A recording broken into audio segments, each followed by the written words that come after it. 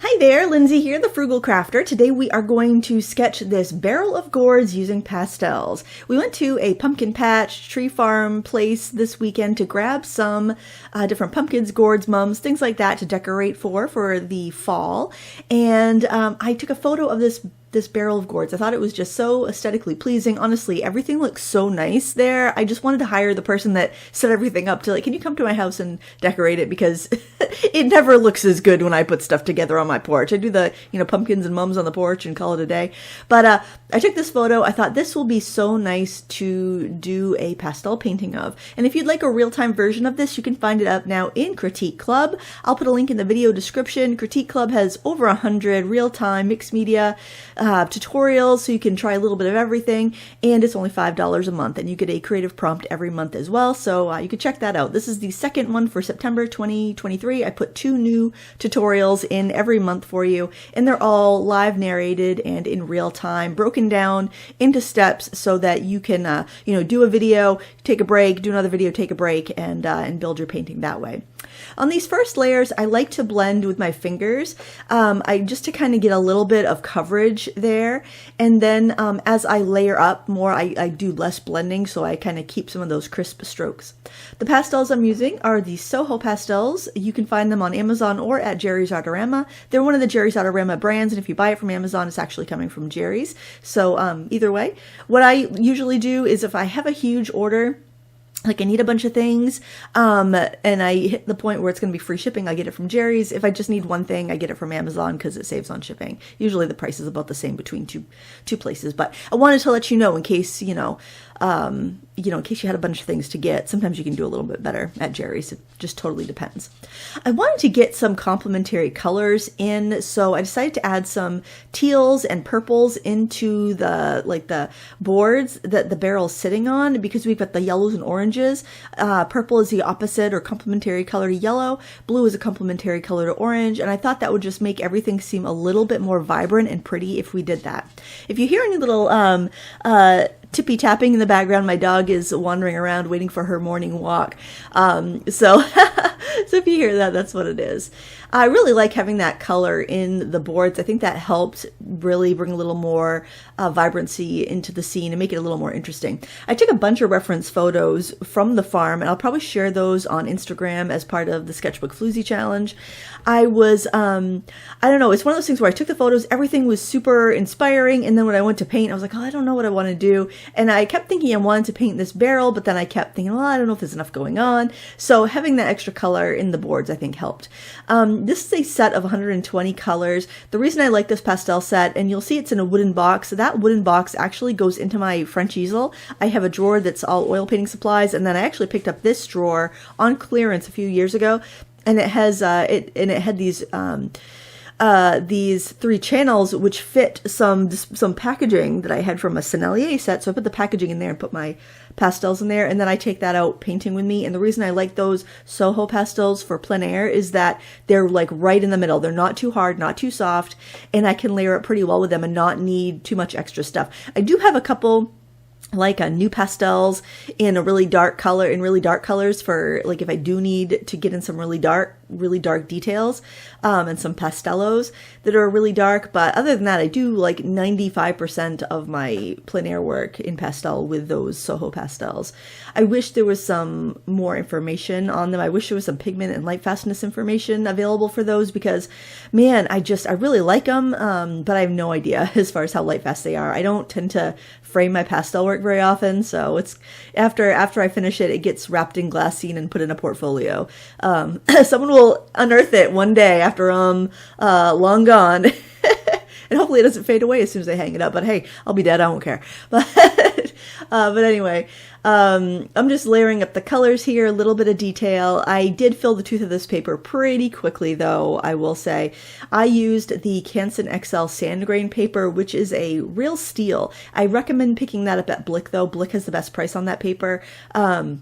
It's really high on Amazon. A 40 sheet pad at Blick for 9x12 is $6, and for 11x14 I think it's $8 or some and change.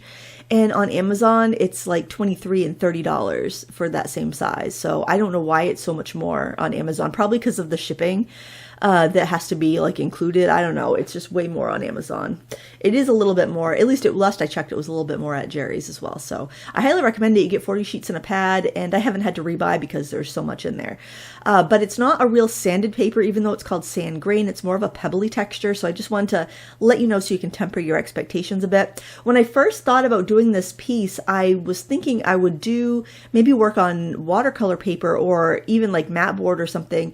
Do the first layer, the underpainting in ink tints, and then wet it down with Liquitex clear gesso and then go over it with pastel. So I was kind of thinking about doing that, and I don't know if I just kind of lost my oomph or what. Then I realized I probably don't need to do that. I don't need to go through that extra layering, but that would be another option if you don't have like a paper that's going to take a lot of tooth. You could always use the Liquitex clear gesso to provide a nice sandy surface to work on. For some reason, the only clear gesso I found to do that, and the nice thing is about that is you can go over a colored paper or like a colored mat board or something, or even go over ink tints or anything you've done in an underpainting. If you go over it with that Liquitex clear gesso, it's got a nice grit to it. Other brands of clear gesso I have not found to have any grit at all, so I highly recommend the Liquitex one. I have a small jar of it. I had a small jar of it, and I used it up, and then I bought a bigger jar, and I just refilled a smaller jar with it. So that's one of those kind of studio staples for me. It's great for undercolor pencil as well. It makes whatever paper surface you're working on feel like a really expensive sanded paper. I can't recommend it enough. It is a little bit more expensive as far as like clear gesso goes compared to other brands, but man, for the bang for the buck, I think it's really worth it. So I'll try to, I didn't use it in here, so I don't know if I'll link it down below, but just keep that in your mind. Next time you're, going to go make a big order somewhere, think about that, maybe add it to your cart.